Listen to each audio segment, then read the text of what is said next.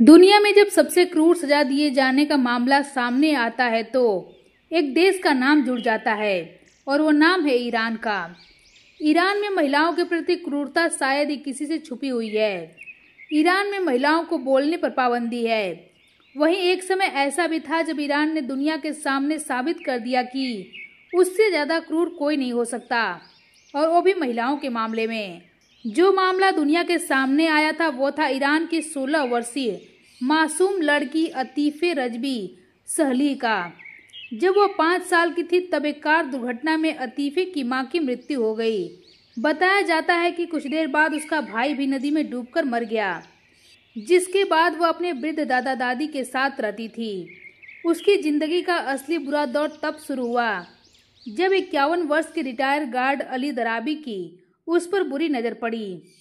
51 वर्ष के अली ने 15-16 साल की उस मासूम लड़की के साथ बलात्कार किया, वो भी एक बार नहीं बल्कि सैकड़ों बार। दरअसल रजबी के परिवार को मजदूरी जैसे कामों की वजह से सारा दिन घर से बाहर रहना पड़ता। उसी दौरान अली दराबी उसे अपनी हैवानियत का शिकार बनाता। उसने रजबी को बुरी तरह से धमका दिया था कि अगर उसने किसी से कुछ भी कहा तो उसे और उसके परिवार को मार डालेगा। डरी सहमी रजबी घुट घुट कर जीती रही और ये दरिंदा उस मासूम बच्ची को अपनी हैवानियत का शिकार बनाता चला गया। यह सिलसिला पूरे 3 साल तक चलता रहा। कहा जाता है कि रजबी ने फिर अपने घर वालों को इस बारे में बताने की कोशिश की थी, लेकिन उन्होंने उसे फटकार कर चुप करा दिया। लेकिन जब धीरे धीरे इस दरिंदे की हैवानियत हद से ज़्यादा बढ़ने लगी तब रजबी के पिता ने परिवार के लाख आग्रह के बाद पुलिस को इस बात की सूचना दे दी। पुलिस ने इस बात की खबर लगते ही आरोपी के बजाय पीड़िता यानी कि रजबी को ही थाने बुलाकर उससे पूछताछ करना शुरू कर दिया और उसे शुद्धता के विरुद्ध अपराध, जिसे आमतौर पर यौन अपराधों के रूप में जाना जाता है, इसमें विभिन्न प्रकार के कृत्य शामिल होते हैं जो किसी व्यक्ति की यौन पवित्रता और नैतिकता को हानि पहुंचाते हैं। इनमें बलात्कार, यौन उत्पीड़न, बाल यौन शोषण और अन्य यौन हिंसा शामिल होते हैं, जिसके आरोप में गिरफ्तार कर लिया गया। दरअसल इस्लामिक शरिया कानून के अनुसार शुद्धता के विरुद्ध अपराध सतीत्वता के उल्लंघन और यौन व्यवहार से संबंधित अपराध होता है, जिसमें गैर मर्द से किसी भी तरह के संबंध बनाने पर महिला को ही सजा दी जाती है जब तक कि वह यह साबित न कर सके कि उसने आरोपी को संबंध बनाने के लिए लालायित नहीं किया था। इस वजह से रजबी को भी सलाखों के पीछे डाल दिया गया। यहाँ उसे अली से तो छुटकारा मिल गया था, लेकिन दरिंदगी से नहीं। मीडिया रिपोर्ट्स के अनुसार रजबी को थाने में भी बेहद प्रताड़ित किया जाता था और कई पुलिस वाले बारी बारी से उसका दुष्कर्म करते थे। काफी मशक्कत के बाद जब रजबी की दादी को उससे मिलने की इजाजत दी गई तो रजबी ने बताया कि कभी कभी तो उसके साथ इतनी दरिंदगी हो जाती है कि वो अपने पैरों पर खड़ी भी नहीं हो पाती। उस दर्द की वजह से उसे चलने के लिए भी अपने चारों हाथ पैर के सहारे ही चलना पड़ता है।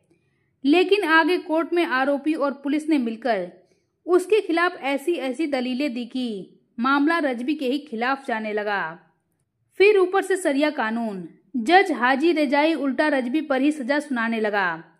जब अतीफ़ा रजबी को एहसास हुआ कि वह अपना केस हार रही है तो उसने अपनी सफाई देने के लिए जल्दबाजी में अपने चेहरे से हिजाब उठा दिया और कहा कि अदालत को उसे नहीं बल्कि अली दरबी को दंडित करना चाहिए। लेकिन उस अक्ल के अंधे जज ने हिजाब हटाने को अदालत का घोर अपमान बताते हुए रजबी को उम्र कैद की सजा सुना दी। यह सुनकर रजबी गुस्से से लाल हो गई, और होती भी क्यों न।